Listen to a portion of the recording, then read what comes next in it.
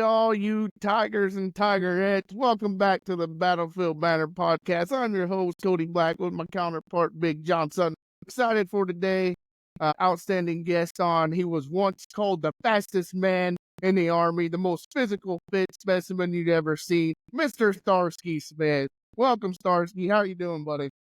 I'm shocked that you just lied. That is truly what I have never been the fastest man. I don't know. I mean, we were leaving some smoke on that 2.5 mile walk towards the end of our careers. I would just like to say that I never did. I sure as hell did. And I tell you what, I did the bike, and that is brutal. If you do the bike on the real bike, that is brutal. I almost fell off the bike at the end. I didn't think I was going to make it. At least y'all did a PT test towards the end of your career. I don't think I've taken one for the past 6. My last when I did the bike for the first time, when I did the bike for the first time, I was in Naples, Italy. They put me, it was a hallway on the second floor of this little building. There was no air movement. I had like 3 people around me monitoring the bike, making adjustments and doing whatever they needed to do to keep it at whatever the fucking range was. And that thing was brutal. I would rather do a 5-mile run for time than do that bike again. Did it right. Yeah, it was brutal. We'll just put you on the bike and go. Crazy. Well, Starsky, let's, we know you pretty well. Spent some time together there in Hawaii, but give you an opportunity to just kind of kick things off here and kind of introduce yourself and give a little bio about your background and what you're doing now. So I grew up as a gypsy. Not really, but my dad worked for the Federal Bureau of Prisons as a kid, so I moved like every 4 years my entire childhood, and I ended up graduating high school in Sandstone, Minnesota. I wasn't as talented as a football player as Big John Sutton. Yeah. So I didn't have any schools knocking down my door, trying to beat me up to go play for their O-line or D-line. I had to kind of figure out what that was for me. So my family, everybody's been in the Army for centuries. I'm actually a 3rd-generation military police officer. When I joined, I went to MEPS thinking that I was going to join, and I got DQ'd my first time because I had Osgood-Schlatter's disease of the knees. And so I had to go through and get all these waivers, and my coach said, yeah, I was perfectly fine and all this stuff. And then I got through, and the fool recruiter up there, because I didn't know what I wanted to be at that time, he tried to sell me on this MLRS thing. And I was thinking my uncle was a tanker, and I was like, I'm pretty sure that's the first thing that gets shot at. Like, I ain't doing that. So I told the guy, I was like, hey, like, I'm going to be military police or I'm going. And he's like, there's no slots. And I was like, well, that's great. Just call my recruiter. He's 3 hours away. I'll be waiting in the lunchroom. And so I went there, and my recruiter finally showed up, and he's like, hey, like, what's going on? What's going on? And I was like, dude, I'm going NPR. I'm not going in. Knowing that I had no option. But I was playing my poker cards, right? And so this guy comes screaming down the hallway, like slides by the door. And he's like, hey, I got you a slot. You got to leave July 2nd. And I was like, all right. So I did it. I joined and signed up. And unlike you, I think all you guys went to Leonardwood, didn't you? I went to McClellan. I went to the good old McClellan, Baby Baines and all that stuff, all the old school stuff you guys don't know anything about. I went there, loved basic training at IT. I am a glutton for punishment. I just love being beat up for no apparent reason, then somebody else's socks were left out. So wasn't even my stuff, man. Wasn't my stuff. But I'm getting just like it messed up over it. So I really loved that stuff. I was very, very hula when I, was in. I had this drill sergeant Dawson. I know got some drill sergeants on here. This guy looked like a dog. He was a canine handler, right? But he looked like a dog, skinny white guy with bug eyes and stuff. And he would come out to the kill room, and he would be like, hey, see this? This is mayo. See this? This is dip, right? If you see this dip, there ain't no fucking mayo. right? And so he'd put a dip in, he'd be like, mail call, start throwing fucking mail out to everybody. Did that stuff, and then I was all hoo-hoo, wanted to go to Bragg, wanted to jump out of Big Iron Birds, which is probably not good because my legs were all jacked up. But yeah, no, all I wanted to do is get the hell out of Alabama. And so they sent me to Fort Rucker, Alabama. That was, which was terrible, all LE, right? So like and as soon as you get there, they're like, this ain't the real Army. Well, then what is, right? Like what is? I had some really good leadership there. I think that's, I heard you guys talking on your podcast before, like your first duty station and that leadership you get right away. And that's what made you guys stay in. I really had some excellent leaders. The reason I went to the Army is because I didn't want to go to college, right? So I went, my first team leader was like, hey, we're going to the education center. Dude, I haven't even processed anything. This dude's got me signing up for college classes. I'm like, I didn't join the Army to come to college. Like, I joined the Army to do Army stuff. You need this to get promoted. So like, I had that, going, and I ended up meeting my first wife there.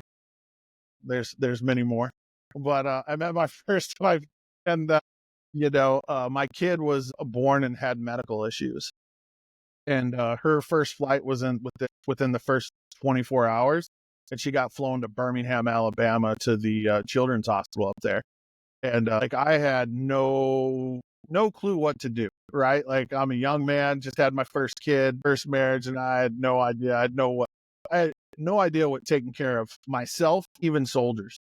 And my commander, Captain Johnson at the time, he came to me and he's like, hey, what's going on? And I told him, and he's like, you go to Birmingham.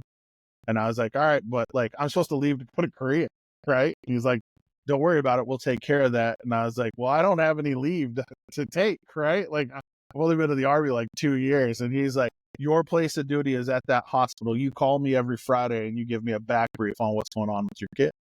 And so I probably stayed there. Real quick, something similar happened to me. She was born 2.5 months premature. Right before we was going to go to Iraq. And I will forget the guy's name. Sergeant First Class McDonald, the old Desert Storm guy. And she was up in Vanderbilt. He's like, your place of duty, hospital. He's like, I don't care. He's like, you check in. And, it's back before we all had cell phones. But he's like, you just check in, same thing, like every Friday. He's like, that's your place of duty. And so, I mean, there's those guys that really paved the way for me to stay in. And yeah, dude, I had never seen anything like that. Everything was black and white. And as you guys like to say, operate in the gray. That was definitely gray. Like, hey, you're at work, but you're not. But no, it really. And then I came back, and I was able to head out to Korea for that great year-long, whatever you want to call it, deployment, whatever it is. So I'll tell you what, we're gonna have a conversation after this about your time in Korea. I may have a relative that you may have known that was an MP. A relative that you may have known that you may have known. Was it like a lost? Is it like a lost, child or something that I've? No. Listen, I've had some crazy things happen in my military career. And I want to say probably at every duty station I've ever gone to. Korea was definitely one of those where you're like, you have no idea what's going on. It was super, super funny is I got assaulted on duty as a patrol by the command sergeant major's wife. So we stopped them, and they were just walking. They were walking, and like it was after hours, and everybody's in, and everything like, hey, like, what are these people? We stopped them, and this lady was drunk, and she just went crazy and started beating me with the purse, right? And like nothing happens in Korea. So like I'm holding her like this, right, with one arm, and then I'm calling them and like, hey, I need this patrol soup over here. This lady is beating me with a purse, right? So like a female patrol comes over, they put her in hand irons, they put her in the freaking car, and this young girl comes out of the house that we were in front of. And we're like, hey, can we use your phone? It's like, we got to call the desk. Like, nobody wants to put out, stuff on. And so we walk inside and we're like, dude, who is this lady? And we walk in to the house to use the phone. And in the dining room is a freaking picture of this lady that's in the back of the patrol car and the command sergeant major. Oh, shit. Right? So, like, and then, like, dude, I knew that it was a shit show when the colonel called me himself from the field. Right? Like, the colonel's in the field. He's like, you feel like you were assaulted. You have every right to charge her. But, you know, like this whole big but. It was ridiculous. It was crazy. That was pretty life-changing there. I'm probably still famous at Fort Rucker. In the Pass On book, it's an aviation post. I don't know if any of you have ever been there. So you can't have your Christmas lights off past 10 o'clock during the Christmas season. You can't have them past. They have them turn it, right? So they have us driving around as the patrols, telling all these people to turn their Christmas lights off. Like, hey, gotta turn your Christmas lights off. Like, it's just stupid, right? And I'm like, why are we yelling at all these freaking privates and all these sergeants and sergeant first classes and all this stuff? Don't you think somebody should tell the general's wife to freaking turn the Christmas lights off? So I went up and knocked on the door. I said, "Man, the CG's policy, you got to turn the Christmas lights." I got called back to the PMO immediately, and I got the rest of the night off. Gotta go see the colonel, and the colonel's just freaking yelling at me, right? Like, he's letting it to me. I'm just at attention. I'm like, and he's like, "What would make you think you could do that?" I was like, the stapled letter in the Pass On book says ensure everybody turns out their Christmas lights after 10 o'clock. And he's like, "What?" And they bring the book over and they show him, and he rips the page out and run away. And then we never had to do Christmas lights again. Nice. It's ridiculous. Dude, some of the stuff that the Army makes you do in the military police court, you're like, this is not real police work. Like, what are you doing? It's ridiculous. But yeah, I went to Korea, came back, Fort Stewart, Georgia. Right. That was a growth experience for me. It was the first time I was an E4 going through a divorce, and the first sergeant I get there, and he's like, "Yeah, you can't stay in the barracks." Like, "What do you mean?" He's like, "You're married." He's like, "Well, I don't care. You can't stay in the barracks because there was a barrack shortage." So I ended up living with two other people, a buddy of mine named Apodaca, Specialist Apodaca, and then this MI Sergeant Marciel, right? Like, we all lived together in like a double wide trailer, and it was ridiculous. And we were always deployed or we were doing something. It was crazy. I got my first deployment out of there. I went to intrinsic action in Kuwait in 99-2000 when Y2K, and they thought everything was going to shut off and everything. That was pretty interesting. Came back from there, and then I re-enlisted because I just really liked taking care of soldiers. I was a sergeant by then, and then I went to Fort Hood, Texas, the 89th MP Brigade, where I stayed almost a decade.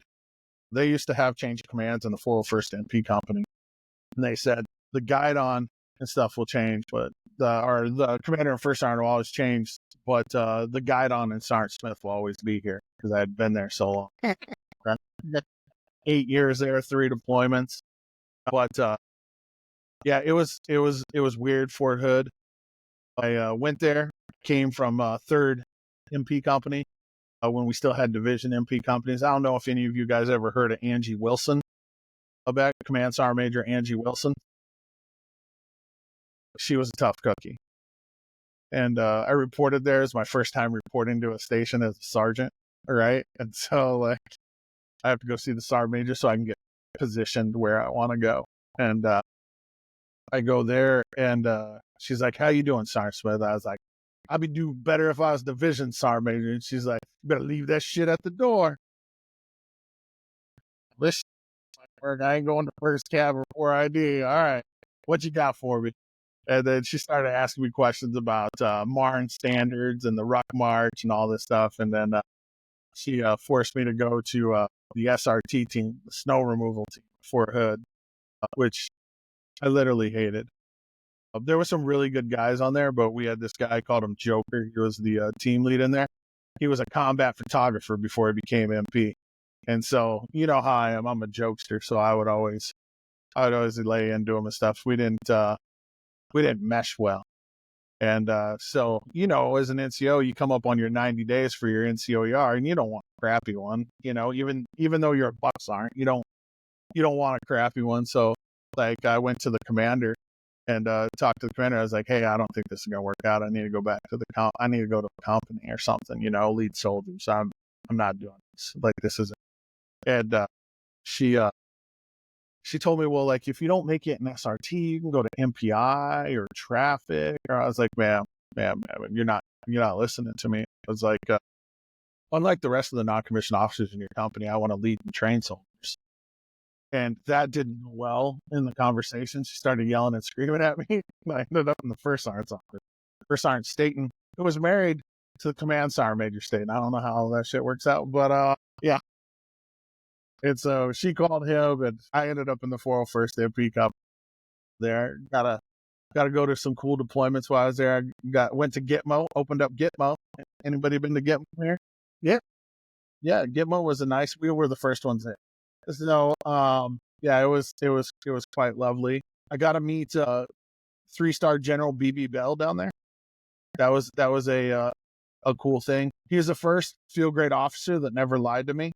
It was awesome. It was the greatest question. We had one of those, you know, when you go to lunch, like one of those bigwigs come and they take all the soldiers and the NCOs and the seniors and they go to lunch and they want to know how you're feeling, right?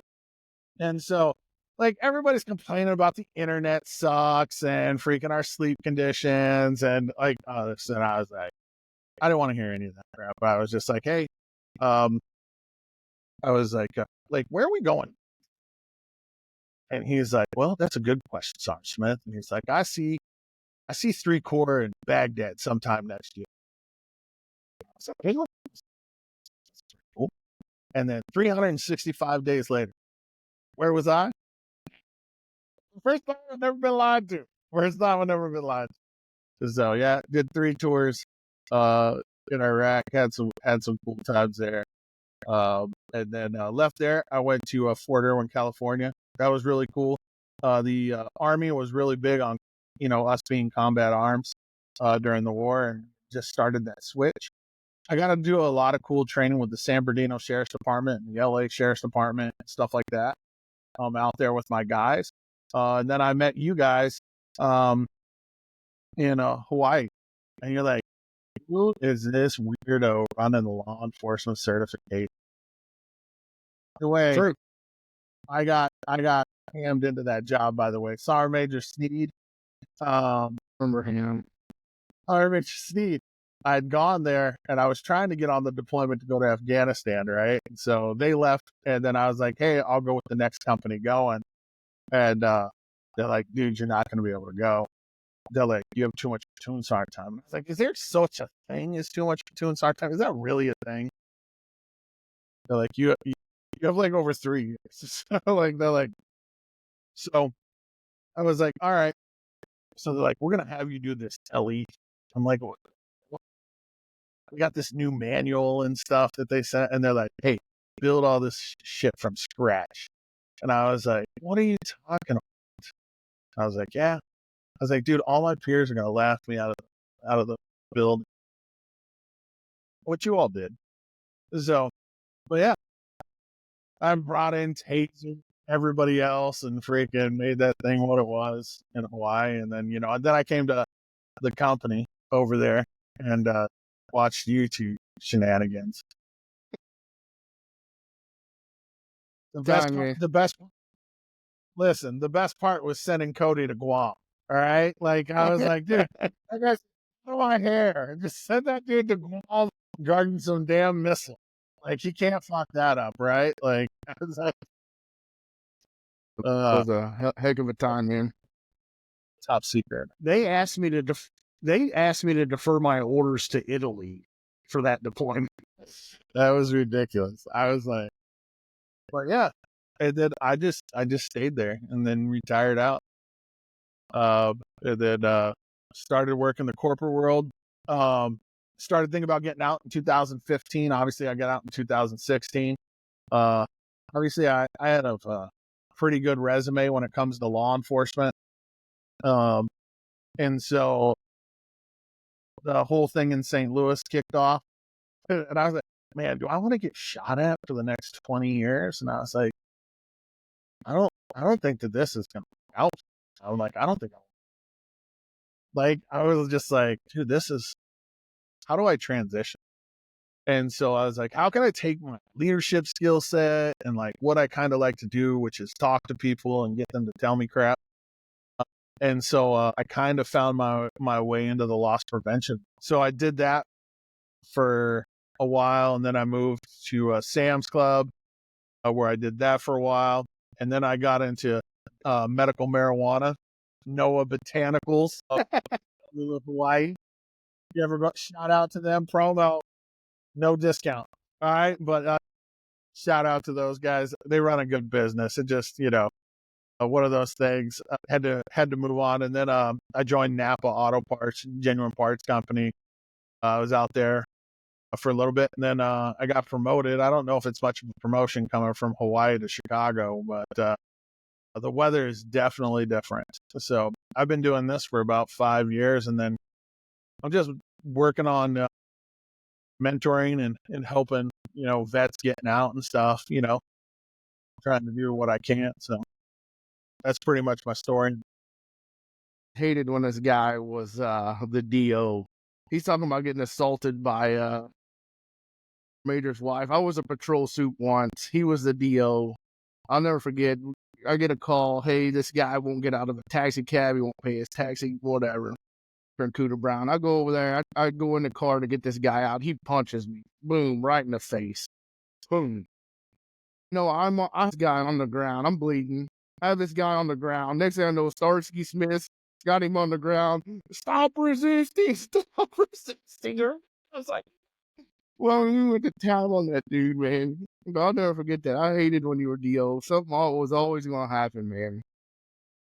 Something always happened when I was DO. It was, dude, and nothing was worse than teaching everybody the right way to do stuff, and then having to teach them the way the military does stuff, right? So, like, you try to teach people search and seizure and the Fourth Amendment, and like how I remember we had a call, and this guy was threatening to kill his girlfriend and all this kind of crazy shit. And so, like, all the installations all crazy, and we find his car, right?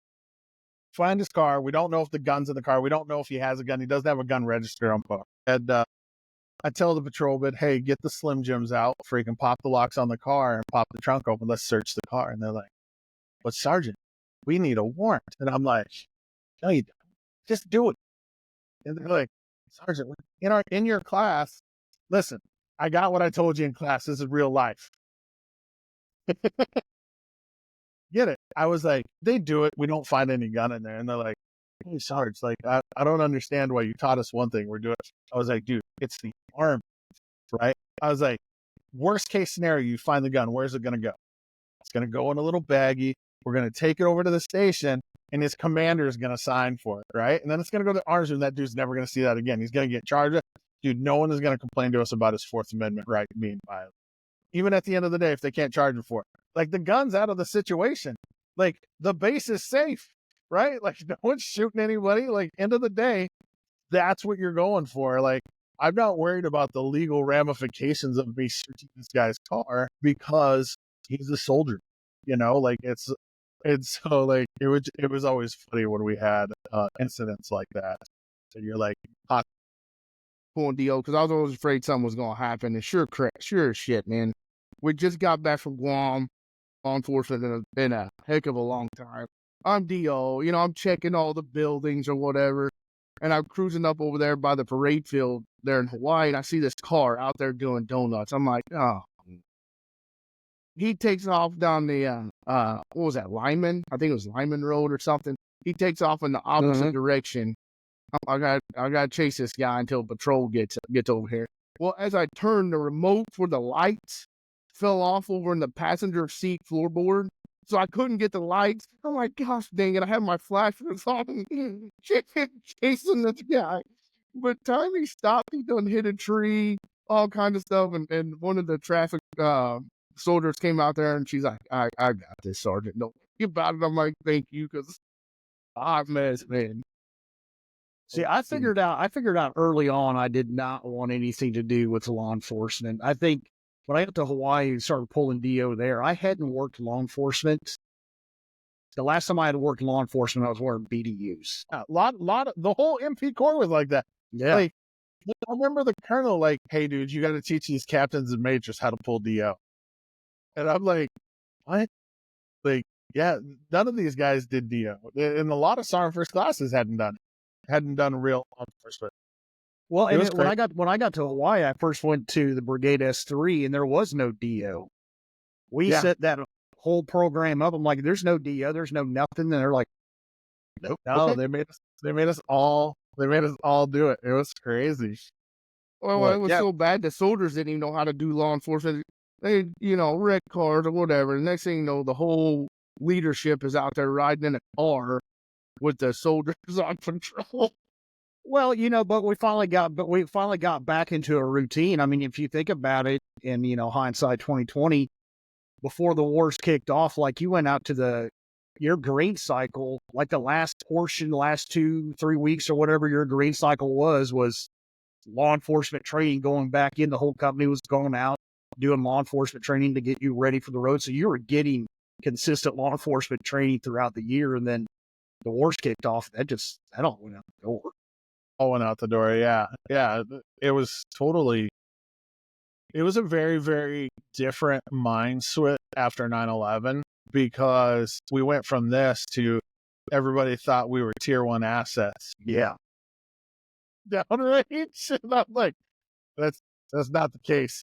I'd like to let you know that that's not the case. I was like, I read an SOF book, like on after action review. Like that's as far as it gets, right? Like, I'm going to need to manage expectations here. But I did find it extremely funny. They're like, yeah, like when we did the ground invasion, and they're like, yeah, they're just passing all these other threats and stuff. They're like, yeah, like we're just leaving infantry companies and all this. And they're like, who's supposed to take all the MP Corps is? According to the doctrine and the manual, like we're supposed to take care of all the special operations force in the rear and all this. I'm like, you know who we got in this car, right?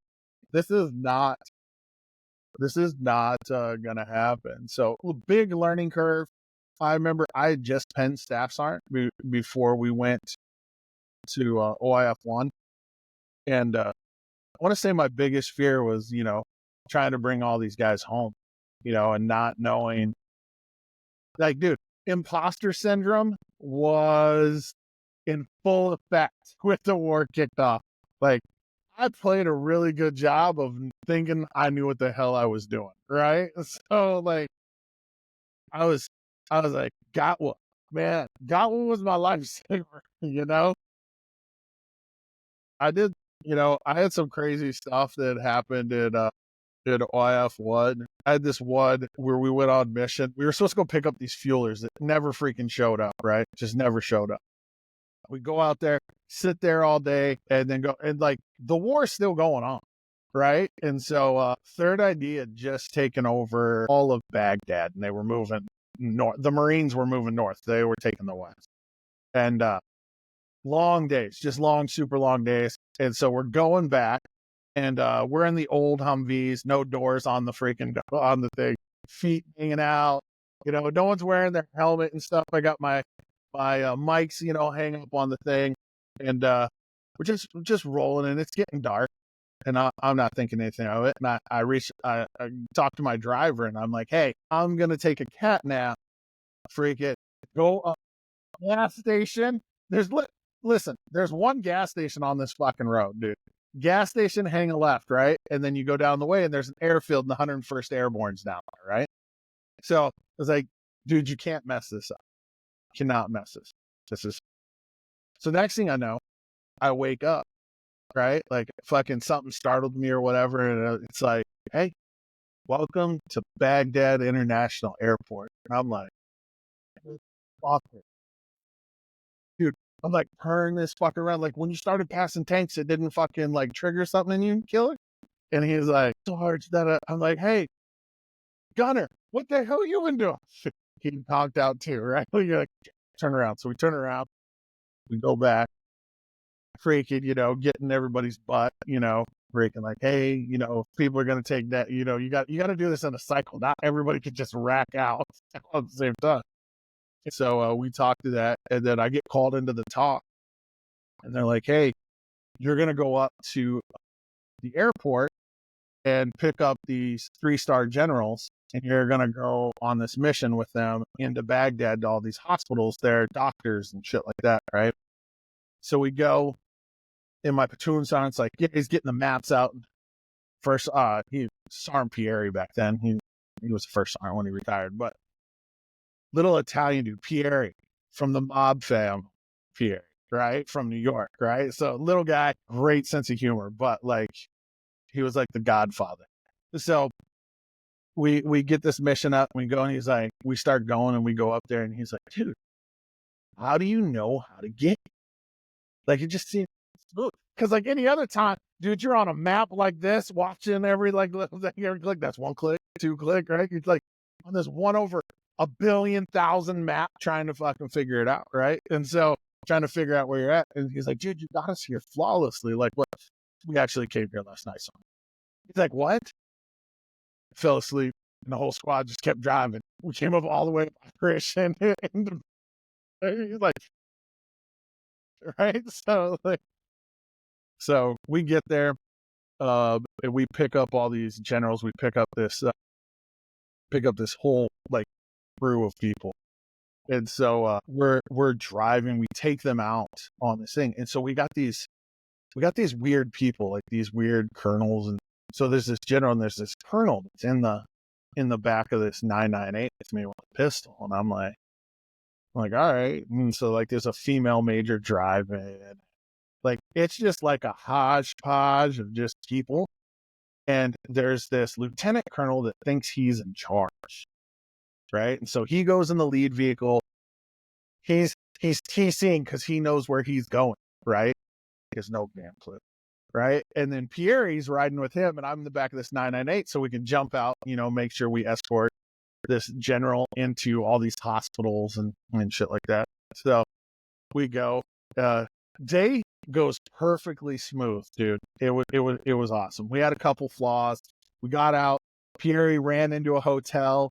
He grabbed like a tourist map, and you could tell where you were going in Baghdad, because Baghdad's just crazy, right? He would do it off the circles on the 1/100,000 map. He'd be like, it's 3 circles away. This is how we get there, right? So Pieri's helping this lieutenant colonel fucking get through this shit. And so we're going, and the sun is starting to come down, and it's like the fucking Wild West.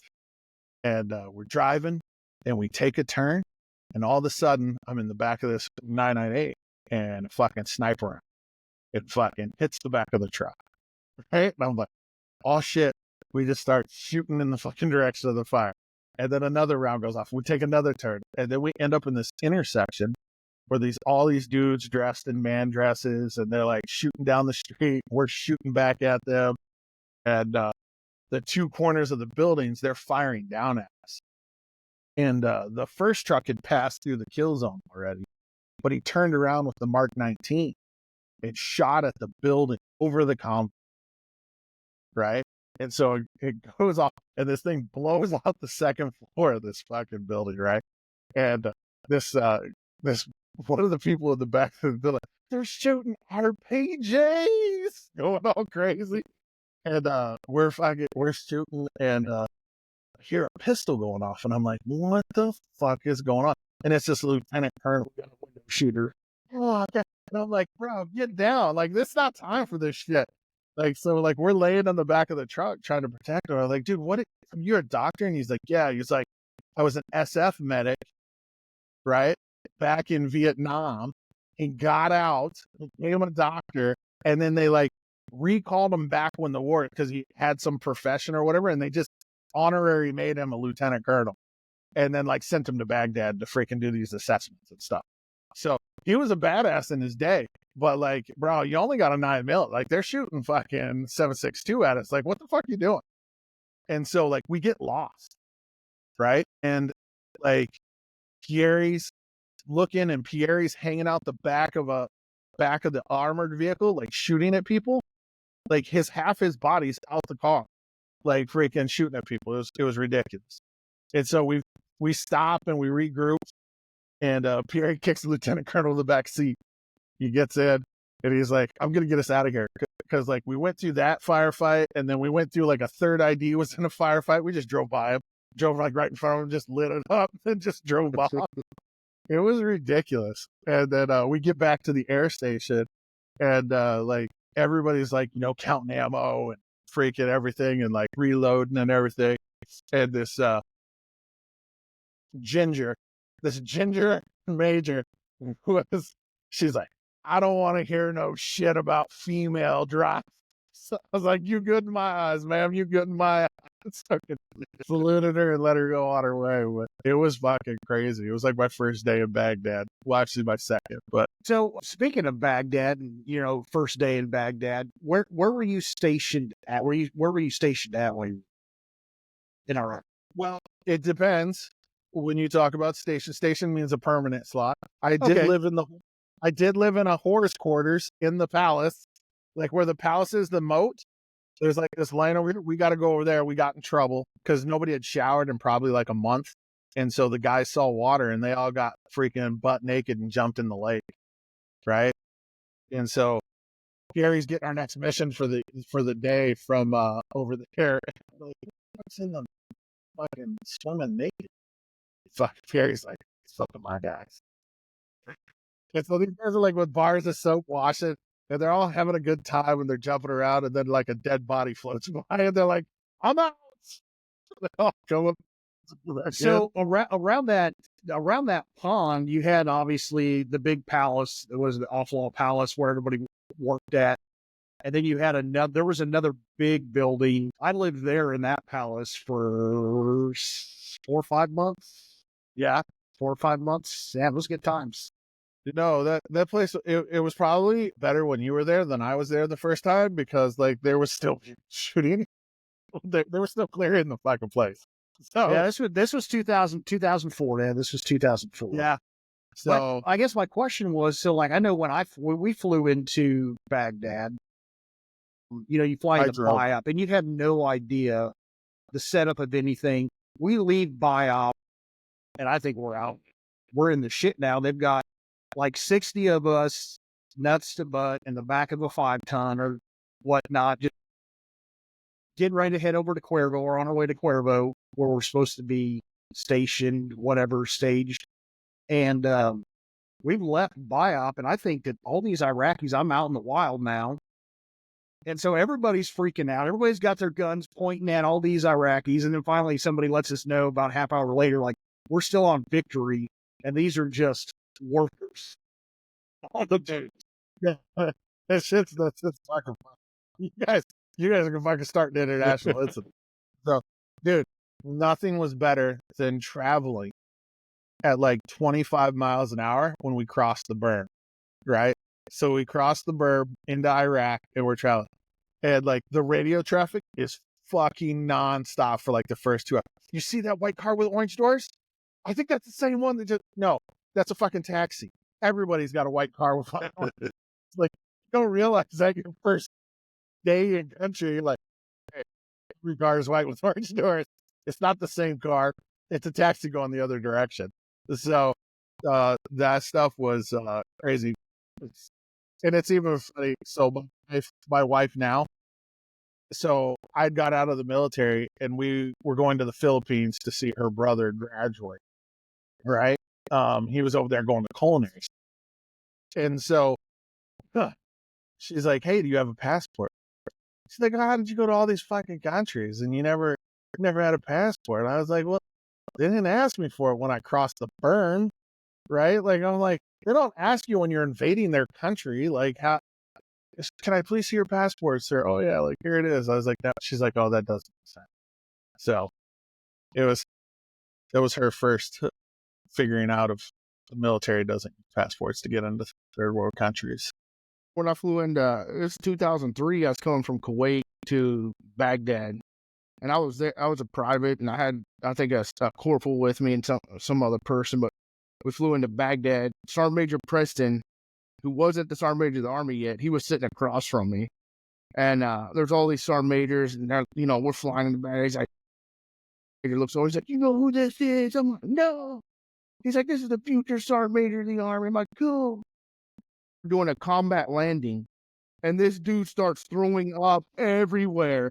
I'm like, there's no way that dude's gonna be the sergeant major of the Army, It's sure as shit, 3 months later, they announced him as the sergeant major of the Army. But I remember getting off the bird there in Baghdad, and it was just total chaos. I mean, tent city, people running around, and I'm like, hey, I'm looking for the 194 MP company.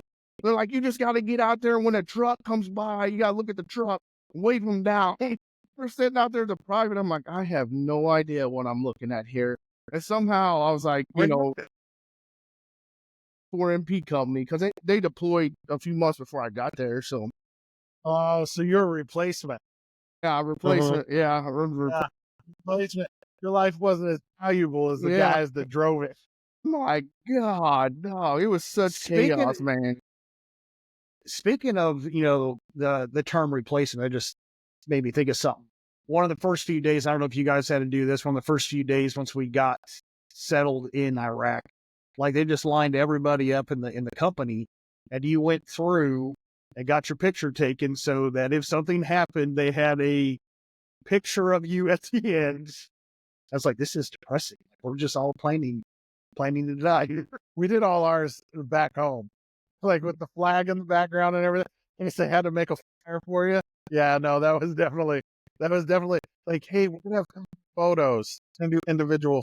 Like, we didn't do that during the first one, but like the second and third one that I went on, every time, like it was crazy. Yeah, well, it was crazy. I remember going through RFI in 2003, and I'm going through. At that time, it seemed like all they had DCU-wise were them big ass Elvis collar DCUs. But I remember going up, and they're like, "What size boot you wear?" I'm like, a 10 regular. They're like, "Here's an 8.5." I'm like, what am I supposed to do with these? People's running around over there with black boots on, with like those Vietnam freaking Kevlar vests. I'm like, this is crazy. Listen. This is the best way I'll explain it to you. You go to war with the army you have, not the army that you want. Listen, I'm going to tell you this for a fact.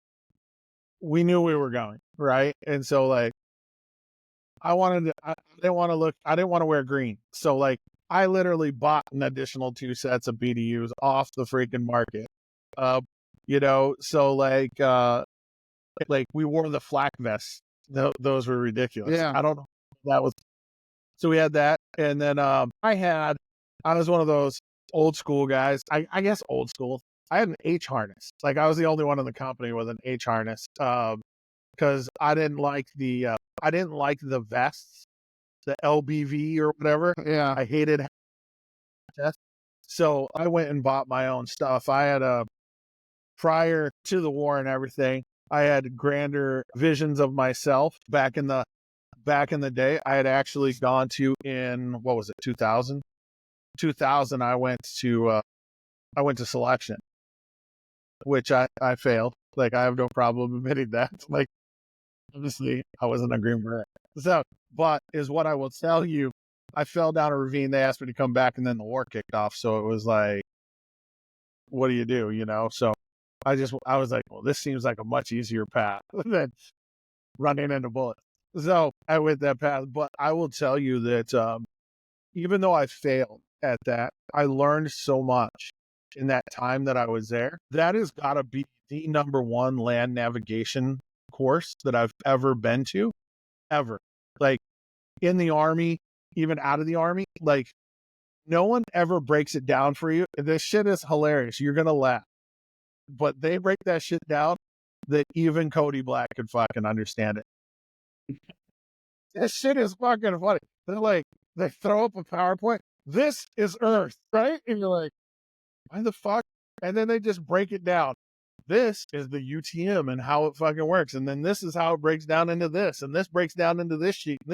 And this is where the fuck you're standing, right? Like, they break it and they teach you all these tricks and trades on how to do it and how to do it. And you're like, why did this seem so difficult when I went to PLDC, when I went to these other courses and had to, like, when I went to basic training and everybody was just lost in the sauce out there trying to find their fucking 4 points, you know?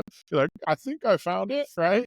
And so if they would give that whole course to just everybody, right? And then let you go out there and fuck it up like they did during selection, and we would be way better navigators than we are. I would hate to see land navigation right now in the Army without electronics. I would. Ridiculous. Ridiculous. And what's funny is because I had gone to Kuwait in 99, 2000, then I had went to selection. Like when we showed up to the war and like people were trying to find their way around Kuwait and everything like that, they were like, well, Starsky's been here. We'll let him lead the convoy. And I'm like, dude, I'm just a buck sergeant. Like, why is like there ain't an officer or a sergeant first class? And they're like, nope, you got it. Take the helm. No. And I'm like, this was over here. All right, like let's go. Like, because we had to go out to the ranges and make sure the crew serves worked and all that stuff when we were in Kuwait before we crossed the berm. So, yeah, like, dude, I was doing all that kind of, and I was like, what, like, I think that training that I received during that time in my life, even though it was a failure, actually helped me. And this helped me all my life. I'm just trying to get out of jams and stuff like that, not knowing where you're at or how to read some things. So. See these guys try to set up an ASAP radio and get your timing right with the talk or the freaking plugger. Like that itself was horror. Listen, I don't know if you know this, but have you seen the TV series Lioness? No. I don't know. I know what you're talking about, but I haven't watched started that. Yeah, one dude, yet. it's like this CIA, gray men, all that. Dude, that is what our PAT clerks are like nowadays. That's how proficient our people are in the Army, is our PAT clerks, run around like that. So go watch the movie, TV series. It's pretty good. It's a pretty good series. I like it. But yeah, that's what everybody thinks the PAT clerk is doing all day. That's not really. They have no clue. They know how to get the talk and get the mail, right? Like that's it. And they need a 12-person convoy to get them there. So just can't leave the wire without 4 cars. So yeah, definitely super, super weird. Is there any, I know we talked about a lot of different moments that you've had throughout your career, but was there any one point in your career that really kind of sealed the deal for you for wanting to do the 20 years? For wanting to do 20. Or was it just, I'm too far in? No, I don't think I was ever too far in. Like, to be honest, I just, the part that I take from the military and I put towards my civilian career now is all about teaching, coaching, and mentoring, right? And so my whole thing is somebody taught me a skill set and taught me, I got to teach it down to the next generation, whatever it was. If it was the combat side of it, if it was the law enforcement side of it, even if I didn't like it, right? Like I had to teach, like I went through these phases in my military career where like when I first joined, I was all about law enforcement. And then I went to the field. I finally got to go to the field. Oh, I got a funny story about that, by the way. I went to the field for the first time and, I fell in love with that kind of piece. And through the years and the decades, it changed. Like I really liked deploying. And like if you would have asked me at the end of 2000, like, dude, I would have told you that every soldier should have just stayed in Iraq until it was finished, right? Like that was my mindset. I was in a perfect place as a soldier, and then coming back and being told like, hey, you can't do that anymore. You need to go do this law enforcement stuff, and then showing up at Hawaii and like, dude, I'm gonna get back to combat, and then like Sergeant Major's like, no, you're gonna teach us LE shit over here, right? And I'm like, thanks, Sergeant Major. Like 3 bags full. Let me go puke in the toilet and get back to work. I don't think I would have stayed in. I don't think I would have ended up doing 20 years had the wars not kicked off and I got that deployment experience. And I don't think I'd done 20 years, to be honest with you. Listen, I've had some phenomenal leaders through my time, for good or bad, right? And so I remember talking about going to the field for the first time. So I went to the field in Korea for my very first time, and I had this team leader. He was from Fort Bragg, North Carolina. 82nd, right? This guy he was a paratrooper, badass motherfucker, right? So I get there, and they're in the field. I have to go meet them in the field, right? So I get all my shit from CIF. I go and I get out there, and I got this Katusa with me, right? So his English is terrible, and my team leader is like the weirdest Sobe you've ever seen. So we have to dig a foxhole, right? So I'm like, all right. So I dig this foxhole, right? And I dig and I dig and I dig and I dig. And I hit a wooden box. And I'm like, fuck. I'm sorry, there's a box here. He's like, don't worry about it. The Katusa can stand on it. Dig the rest out. And I was like, Roger that, sir. So I dig this out. So then, no, this isn't even the worst of it, right? And so then this dude finds this bunk bed, this like 4x4s with it. He brings it over. And he's like, I need you to dig a hole out the back of this foxhole so we can fit this in. And so I dig another fucking trench, right? And so we bury this thing in here, and we got overhead cover and everything. And like, I think, dude, this is all day. This is first day. First day. All I did is dig, right? So I'm just a workhorse. I'm working it out. And then like we, do the night stuff. We sleep through the night, in shifts and stuff like that. And the Katusa is obviously pulling guard on the wooden box. It probably has a body in it. But we go. And we wake up in the morning, the sun comes up, we do stand 2, right? Because that's how we were trained in the Army. You got to do stand 2. The Indians are coming. I don't know. There ain't no Indians in Korea, but we're at stand 2. So we're there, and then we get done, and then there's like breakfast, chow, and everything. And I'm like, all right, dude, shit finally gets to calm down. Maybe we're going to go on some missions. The field's not that bad. And this guy's like, I want you to low crawl out 50 meters, do 50 push-ups, crawl. And I'm like, nope, 50 meters.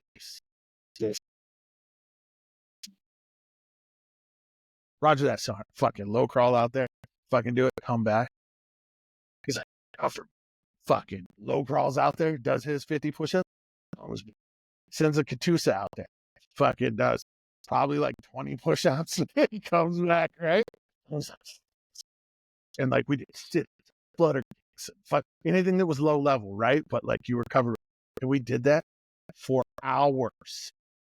Right? Like we're the only team in the entire company doing PT in the field, right? Just totally ridiculous. We're running then we started running the wire for like the chemical machine and stuff and the blinkers and everything. And they're walking around and the colonel's walking around trying to see how our morale is. Right? And I'm like, oh, how's it going? Private Smith, I was still PFC. Great. Got the BC's war room down up in here. It's like, what? I was like, yeah. We had to move our foxhole the next day. Move the next day. We get done with the field. We ran some stupid missions, and this guy's all crazy. And we go back to the barracks, right? We're cleaning up. It's Friday night, right? And he's like, Smith, come to my room at 8 o'clock. And I'll give you your initial counts, right? Because we didn't have time for that. And so if I get done cleaning all my gear, getting everything, the guys are like, everybody's kind of like, meet me and stuff like that. And they're like, hey, we're going to go out here tonight, whatever. I was like, all right, yeah, whatever. So I go 8 o'clock, fucking at Sarge's room, knock on the door. He's like, come in. This dude is in motherfucking jump boots, spit shine fucking jump boots, boxers, and a wife beater, and his maroon beret.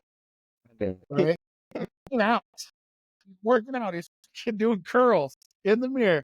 He's like, hey, your shit's on the desk. Read through it and sign it. Be somebody's ass tonight.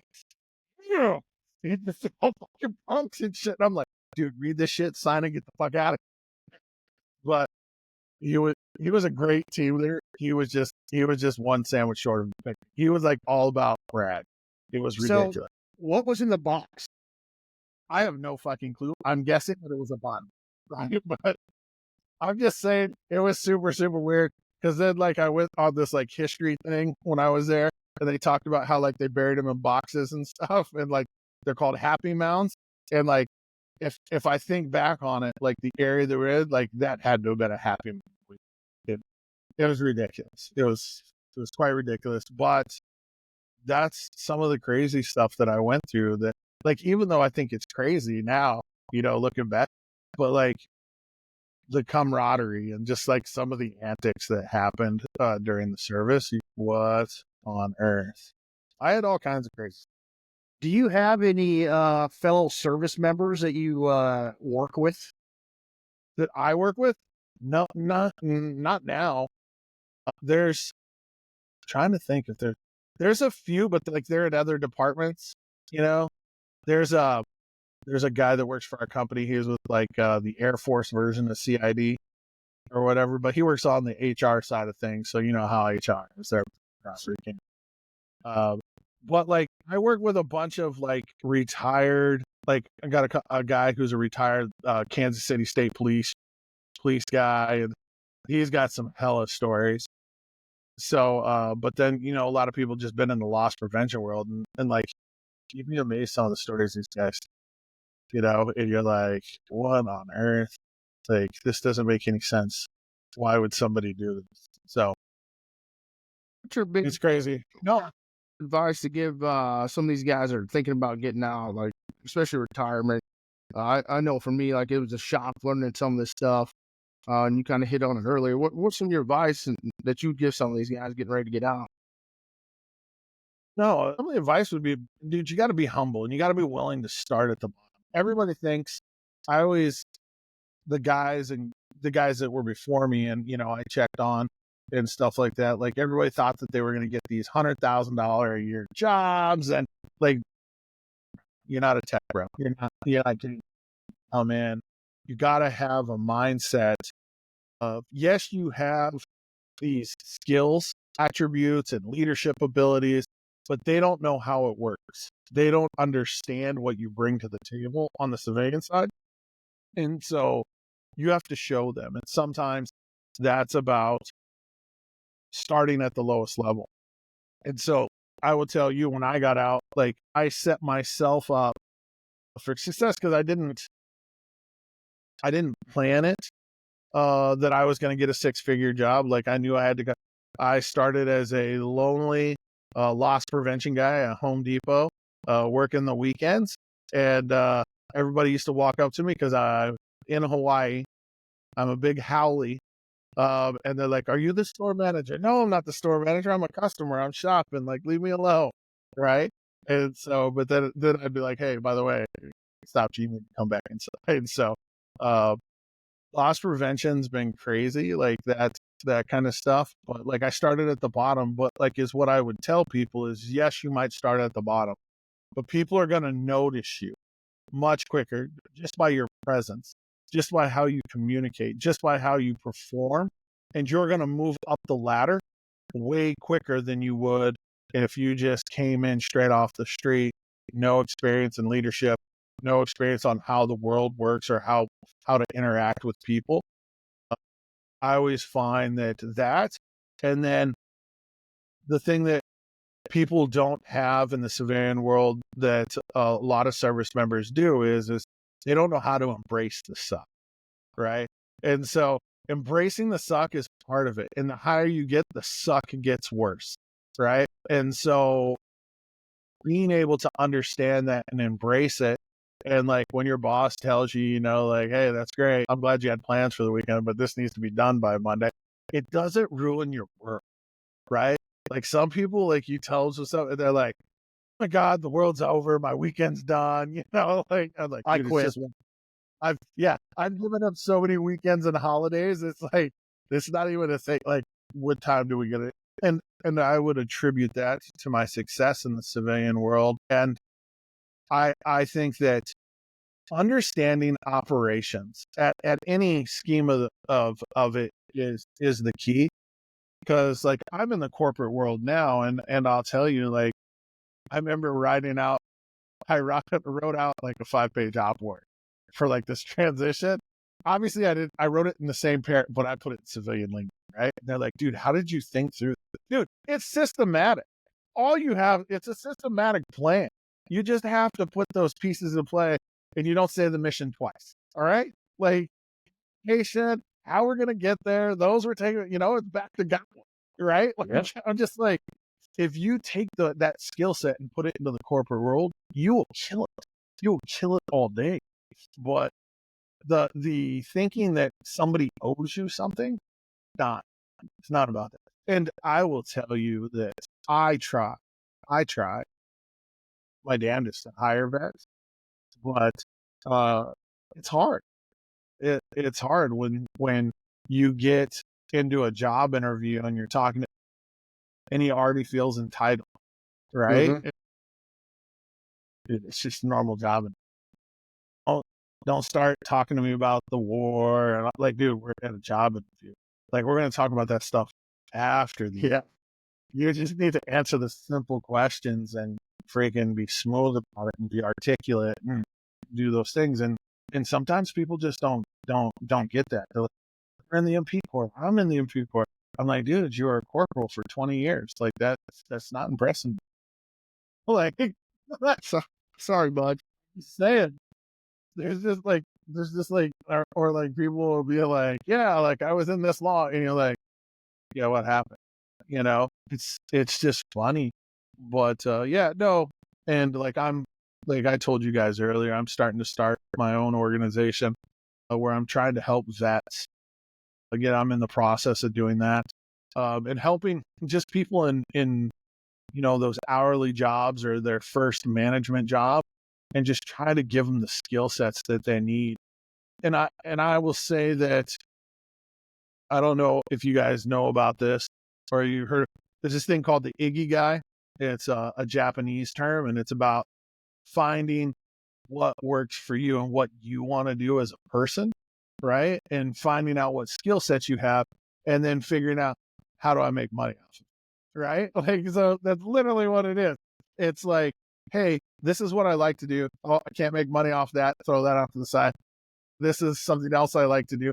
Instead of getting into a dead end job where you're miserable and you hate yourself, and you're in Italy, and kind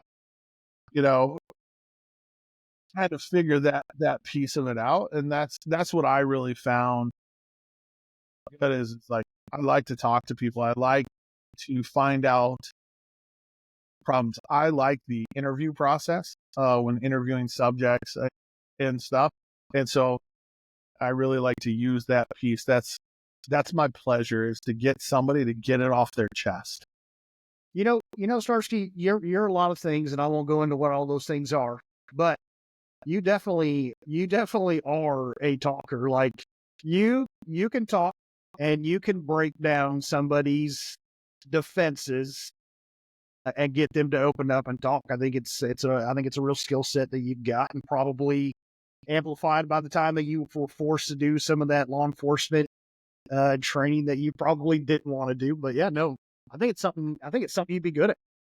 I can see it. No, it's a niche, and I will tell you that, it's funny because I'll talk about a case that I had in Milwaukee, and it's the interesting piece of it is like, you go through these trainings, like we do interview training and stuff like that in the Army, and how to do a field interview, and how probably Cody's probably done some waterboarding and beating people with noodles.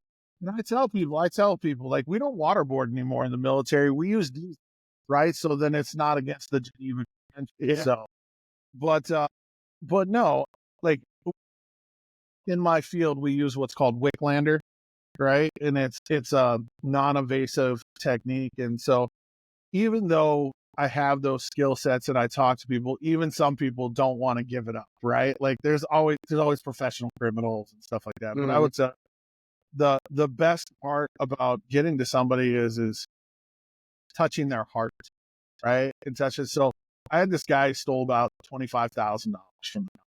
All right. No, he stole it. know we're going to call the police, know everything, right? I'm talking to him for like 40 minutes. This guy will just not give it up. Won't give it up. Just won't give it. So I get up, I walk out of the room, call the cops. They're going to be there 15, 20 minutes. It's COVID time. So that like collates to like 2 hours from me, right? So like I go back in and like, I'm done with the interview. Totally done with it. I'm not interviewing the kid anymore. We're just talking. I'm sitting there with his operations manager and stuff. And he's from Puerto Rico. Right. And so when I was in Third MP Company, we had this commo guy that was Puerto Rican. Him and his wife, he's a Green Beret now. So he was super cool. And like we would always have these potlucks. Right. And so she would bring in this Puerto Rican food. And I was like, man, he was a really good kid, good Puerto Rican, always sent money back to mama, back in Puerto Rico, taking care of her and stuff like that. But like the food was just awesome. Like it was really good. And so, and he just like breaks down at the table and he's like, my mom has cancer and I've been sending all the money back to Puerto Rico to pay for her treatment. And he just like lets out the whole beat. And I'm like, man, I'm not even using Waylander. Right? Like I'm just using experience in my life, and talking to this kid and like putting it into a scenario or a situation.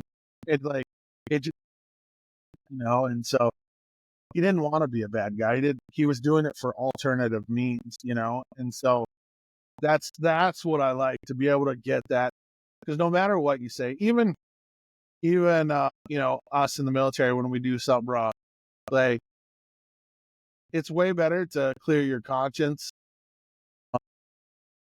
tell the truth, than it is to just harbor it inside, because it eats up at you. You know what I'm saying? So even me, who likes, piss off commanders and stuff like that when I was there. Speaking about being honest, you were in the 558 when we rolled that LMTV. Were you at battalion? He was still at battalion. No, I was at the battalion. The battalion. Yeah, he was at the battalion. Let it out. I don't have anything to get off my chest. I didn't know if there was a certain company commander out there that needed to get something off his chest on. Man, hey, matter of fact, that company commander, and starts with an R. He was the commander of the CID detachment at Fort Bragg. Nice. As a colonel. Yeah. Yeah. Yeah. There's just too many crazy stories. We'll have to say though, my time in Hawaii in the 558 MP Company was probably some of the best times I had in the Army, to be honest. The tempo there was high and it was stressful. But I tell you what, there were some great people there, and it was probably one of the best times I had in the Army. No, I would agree. It was definitely a good time there with all of them. They actually convinced me, I think after you guys had left, I don't know, that they wanted the fat guy to run a marathon. So I ran the Honolulu. Back when. And that I was there. I was getting ready to PCS. That was when everybody was doing that Nike run. We was all doing that Nike run, bull crap. I remember that. When fetramine was legal. Yeah. All that crap. We were all no, dude, the skinniest brigade. Shit, the entire MP. Dude, I was still working. I'm still working at brigade, and somebody in the battalion called me up. I'm trying to think of who it was. It was Lyle. He was working S2. He called me up and he's like, "Hey man, have you heard about this stuff?" I'm like, "What are you talking about?" He's like, "Everybody." He's like, "This is the place you call. This is where you get your prescription." I'm like, "So let's do it." Yeah, all over there. Awesome, dude. Dude, let me tell you. So I remember the first time I took it, right? I was at ops, and it was like 8:00 that night. I didn't even know I forgot to eat lunch and dinner. I was still working on PowerPoints to the company, dude. I was just like, I did my greatest work during that time period in the military, because like my brain was just boom. It was. See, I took that stuff, like the first time I took that stuff, I couldn't, I go to sleep. It was like 2:00 in the morning. I'm out there running an AMR around the bowl. I'm like, I cannot sleep. Like, what is happening? Great. Dude, I was running 8 miles a day. I got like bursitis of the hip. I was running so much back then. We had that, I think we had that Nike Run app, and we track each other's miles. The minute I'd see somebody getting ahead, I'm like, oh no, let's get on it, baby. Yeah. Thing was terrible. It was bad. That shit was because it would end on Sunday night. And so like everybody would be running like Sunday night trying to beat the other people. It was so ridiculous. That was, yeah, they made me run 2 Honolulu marathons. It was ridiculous. I don't know why, but like I said, I was a glutton for punishment during my military. Hey, that's an accomplishment you got on your belt now, man. We got down to like 172 pounds on that stuff. It was something ridiculous. I'm like, what? It's what, 225? 225, yeah. I wish I could get back down there now. Now I'm just so old. Me about it, bro. I got out the service. I ain't running again. Exactly. The only time I'm running, when you chased by the cops, I'll run. But that's about it. My wife, she's still in, and she's like, I got to take a PT test Tuesday. I looked at her, I said, I'm so glad I never have to utter those words again. Oh, no. No, you're a dependent? Man, I got a dependent card and a retirement card. Wow, big guy. Man, I'm living the high life. High life. She allows you to do. I figured if I was going to be a dependent, I better start looking like one. So I put on about 20 more pounds just so I fit in around here, you know. Were you allowed to have your beard? And we did. And this thing probably for what was that? How did you have your beard while you were in CID? Came out with a policy that, you know, basically said we ain't got to follow AR 600-1. Had a mullet. Dude, I would have been all about that. Oh, man, I'm telling you what, I would tell you, that was the worst organization I've ever been a part of. You talk about some awkward people. They can't, when you have weird people trying to interview people, it is just such an awkward, I'm like, what are these people doing? Matter of fact, let me tell you this. They just had this murder case out here a couple months ago. And I got some people that still work out there. Their interviews were so bad.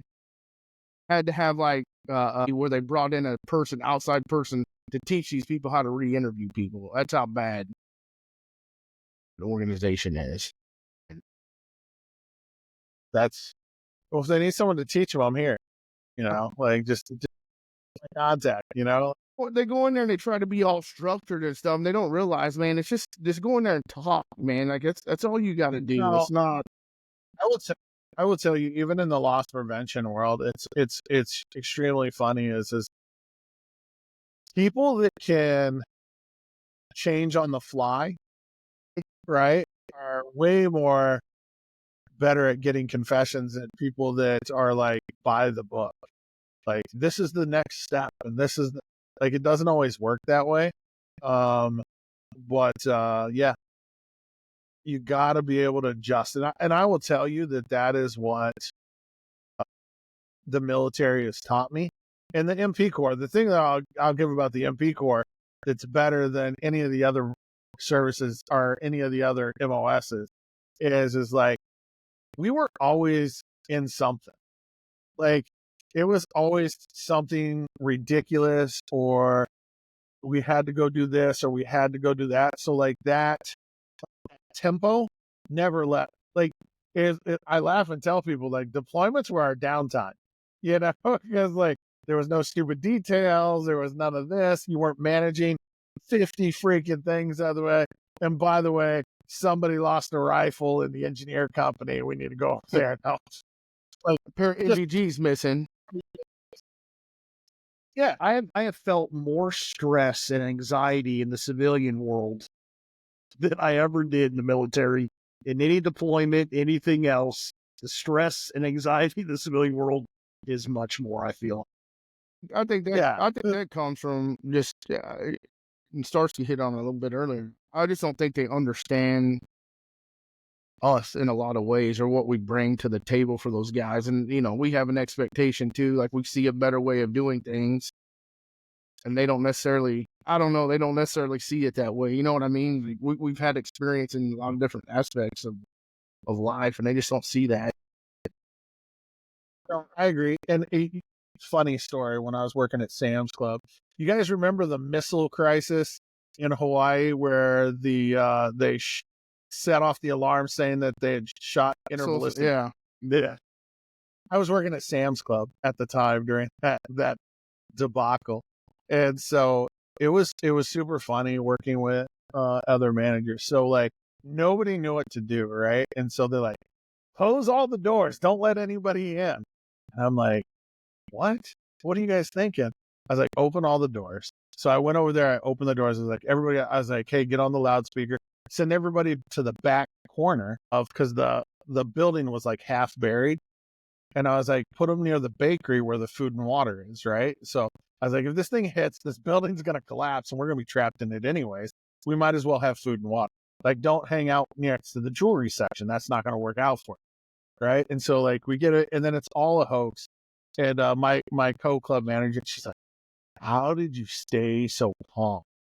Like, we all thought we were going to die, right? And I was like, dude, this is just a tooth. I was like, hey, this is what I dealt with like 20 years in the military. Dude, every general thinks the world is falling apart around you, right? I'm like, and you just got to, all right, like, hey, what are we doing next? All right, guys all stressed out. We need to go cut some peach tops and put them out here in this parade field so everybody stands on the right spot, right? Guys, the sergeant major's having a conniption, right? Like it's not a big deal, So like, it's just funny the perspective that we bring, especially military police and that emergency management. Like it's not the end of the world, man. It goes back to what, Sutton says this all the time. We always, to me, and he's right, as usual, he's always right. I can never. Hey, don't say that too loud. Well, I'm never right. I'm always wrong, and I end up conceding to what he has to say. So, but he's always saying, we operate better in high stress situations than we do in low stress, and I mean, he's absolutely 100% right. So that just shows. Cody's not happy unless he's miserable. Well, he's been married so many times. Yeah. That's it. I'm with you. Guys, you guys are a hoot, man. It's been so long since we've talked. You're the first. Yeah, it has been a long time. And you're actually, the first guest that we've had on since post-election. So we're not going to get out of here without getting some views on how things went and how you think things are going to play out here. I'm usually apolitical, right? Like, so I don't think that either way, the end of the world is going to happen, right? Like, I didn't think that was going to happen either way. But this is what I will tell you in all seriousness, how I kind of view it. Mean tweets don't bother me. I was a mean asshole as a platoon sergeant. And I always said it with love. You know what I'm saying? And I'm sure you guys did too when you yelled at your soldiers. And so that stuff doesn't bother me. But what does bother me is that I fought in wars for probably no reason. I didn't find any weapons. And so, all this controversy and all this stuff, like, guy didn't start a war for 4 years. Right? And so, like, I really want that to happen again. And it doesn't look like we're going that direction under the current administration right now. It looks like they're trying to speed it up before January 20th. And so I don't want my kids, and I don't want anybody's kids to have to do the things that we had to do. Good, bad, right, or wrong. I don't want them to have to do it. I don't want to live in a world, like, don't get me wrong. If push comes to shove, like, hey, like, I'll pick up my vest. It don't fit no more. But we'll go out there.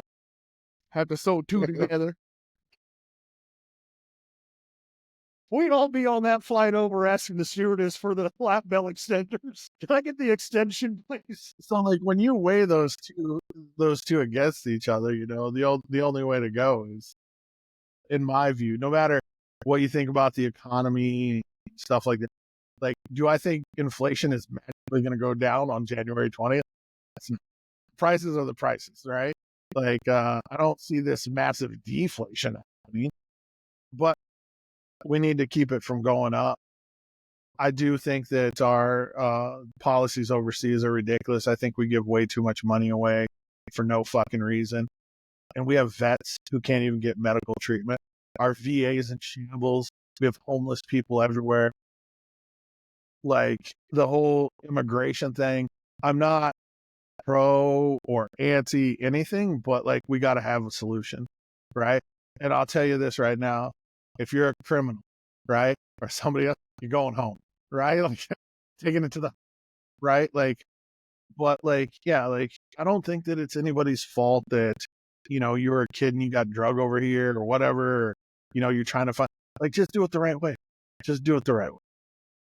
Just real quick, we're probably gonna wrap up here soon. But have you talked about the VA? Have you dealt with the VA since you've been retired, or do you go to the VA? I don't go to the VA.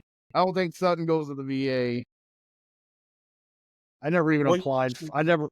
Well, you have what? To go annually or semi-annually. I've never been since I got out. Do you not get disability? Yeah. Well, I've always known that I have to go like every other year. Is yours permanent?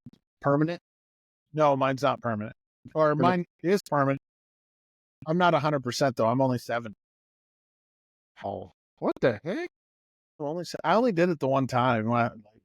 I'm sorry. I'm not milking it like y'all. I sat there. Oh, I sat there. I think your problem is you got out and. That's right. No problem. I sat there. I handed the lady. I went to the VFW VSO lady, and I handed her my medical records, and she's filling out my stuff. And I'm like, She doesn't seem very personal. Like she just was bad. Clicking away at her typewriter. I'm like, man, I'm gonna get screwed. I get 50%. And I'm sitting there for like 20, 30 minutes, and finally, I'm like, ma'am, you think I'm gonna be able to get 50%? Like, do you think I'm gonna be able to get past that threshold? And she's like, that's easy. This is what's going to be the difficult part, but we're going to get you there. And I was like, that's cool. When I went through all my stuff, let's see how this plays out. After I was like, I mean, they barely talked to him. Like, I walked out there. I think I called Sutton. I'm like, I don't think this went well at all, man. Like, I'm nervous. And then like 3 days after I retired, it came back 100% permanent. I'm like, that's cool. Yeah, no, I have 70%. So, but like, I don't have a walking profile. See. Should have grabbed it. Should have grabbed that sucker. Should have got you one. Should have got you one out the door. You want to hear something funny? You want to hear something funny about the whole thing, right? Is you're laughing about walking profile. So I joined the Army and I got a waiver to get in, right? Remember I told you that at the beginning? It's like I go through basic training. I'm in Alpha Group the whole time, right? Like they're just running the shit out of me. And so get through Alpha Group. I go through my first couple duty stations. I go to my airborne physical at the doctor to go to SF, right? And the SF doctor is there, you know, he's doing my airborne physical, and he's like, "How are you going there with a walking profile?" And I'm like, "What? What are you talking?" And he's like, "Dude, you got like a fucking dude on your pulse." It's like you're supposed to have been doing like the 2.5 mile walk. It's like these motherfuckers, the entire army. 4 years saying that I could have been doing the 2.5 mile walk, and then he changed it. He made it a 1. Was able to go. So as soon as I was done with my leadership time, and I was my last like 6-7 years, I think, was staff. I was like, yeah. I put it off. I should have got one years ago. I'm getting it now. The VA. Have you had a good experience or no? I have, for the most part, but I don't use them for anything. So like I went, because obviously I'm retired and I use TRICARE, right? So I go do my annual. I went when I first got here to Chicago, I went through a whole TBI study and stuff like that. And so when I was getting out, I was trying to go into law enforcement. So like, I wasn't trying to put in my getting out PTSD and everything and redo my stuff again. So like you guys, but I wasn't trying to put that stuff in there, because of, yeah, they're not going to hire you. So, if they think you're a quack job, right? Like, but yeah, I'm not doing that field anymore. So might be something I need to go back to, but yeah, no, I've gone there. I did some studies, and stuff like that. But like, I only go every 2 years. And like, literally, I walk in, I talk to the same doc. I usually, before I go, I download a file from Northwestern Medicine here with my medical records. And then I just shoot it over to them so that they can look at it and be like, all right, she'll ask me a bunch of questions and then I'm out within an hour. But I feel bad for the people that that's their only the medical they can get. My mom goes to the VA and stuff, and that's kind of crappy.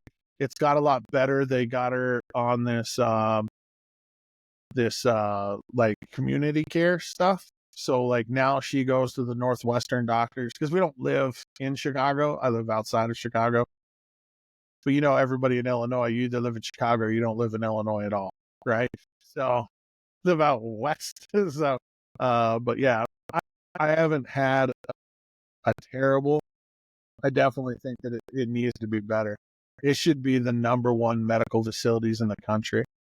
Like, that's really. Did you see what Trump's nomination for Secretary of Defense wants to do with the VA? No, I did not. I did not see that. What is it? Tell me, He bro. wants to privatize it. The whole VA? The whole VA.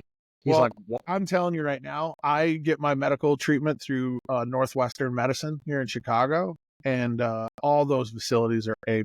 Like, dude, I love all the doctors, all the surgeries I've had since I've got out and stuff. Like bar none.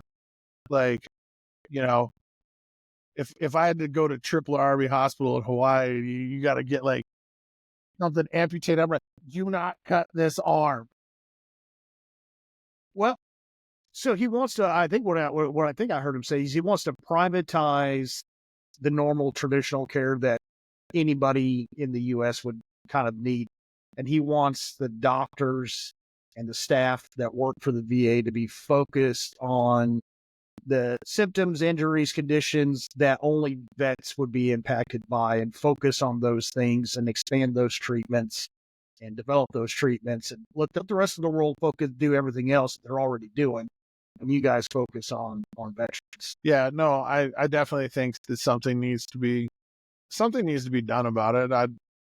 But I don't necessarily think that me and Big John Sutton and Cody need to be the sitting on the board there. Yeah, we're not saying that. I'll just give it away, man. Hey, let me give you an update. I don't know if you had the Bears game going on in the background over there. Did not, brother. I'm pretty sure we lost. So they came back and tied it. We went into overtime. And we lost by a field goal. Dude, but we showed light. We showed light. Listen, here's the whole problem with the Bears. Let's get this on the record. Is you cannot draft a number one quarterback, right, and think that you're going to get something from it. Dude, all you're going to do is get that dude killed, right? And so tell me, go ahead, use Google, whatever you got to use. Tell me anyone number one quarterback that actually became something in the NFL. Because Brady sucked when he came in. One of the greatest. Montana wasn't the number one freaking draft pick. Freaking Steve Young. Let's just start going to Brett Favre, wasn't it? Matt Stafford. Like, he wasn't he like 20 years in freaking Detroit. Just like, he embraced the suck. Like, they gave him a Super Bowl because the beating he took for you. But I'm just saying, but like, in general, like, your percentage to getting to the Super Bowl off a number one pick is like slim to none, bro. Slim to none. You're better off putting the money in the line. True, but don't get me wrong, because it did play out right for the Bears. Typically, the folks drafted number one were the absolute worst team in the NFL, where the Bears had gotten that pick. I agree. But as much as I love Rome Odunze, and I wanted them to draft Rome Odunze, in hindsight, we should have taken offensive lineman that second pick. Yeah, but like I'm questioning, when are you coming out of retirement to go play for the Bears? It's always on the table. We have a conversation about every 4 or 5 months, but timing just hasn't been right yet. He's about a year or two away from being head coach. Coach? Yeah. Yeah. There's not too many left. Are you coaching part-time or what? He's going to get him over the edge. Like you can't be considering yourself a coach if you're just playing Madden, all right? I do coach mode. Coach mode. Coach mode? I do it on NCAA, right? Like, I want the real athletes. You guys are ridiculous. Yeah, it's been good. It's been a good time. It has been. You guys, after you guys get some more people out here, call me back, brother. Call me back. I'll be more than willing to come. I'd love to have you back on. Before we do wrap it up, and Cody gives his wrap up here. You got anything else you want? Gummy bears? Do I get gummy bears? Yeah. Anything else you want to? Any last messages or anything like that you want to put out?